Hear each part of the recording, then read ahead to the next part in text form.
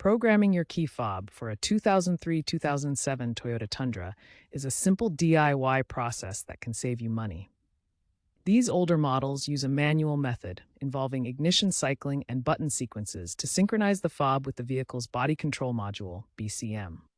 You'll need your key fobs, ensuring they have fresh CR232 batteries. This method works for original equipment manufacturer fobs.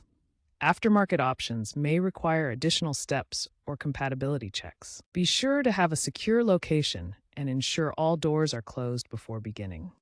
Begin by inserting the key into the ignition and turning it to the on position without starting the engine. Then immediately back to lock and remove the key.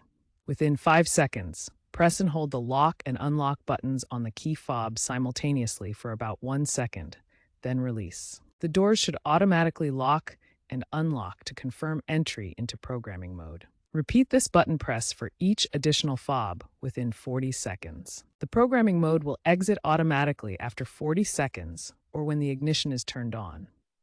If it fails, repeat these steps from the beginning, ensuring precise timing and avoiding electronic interference.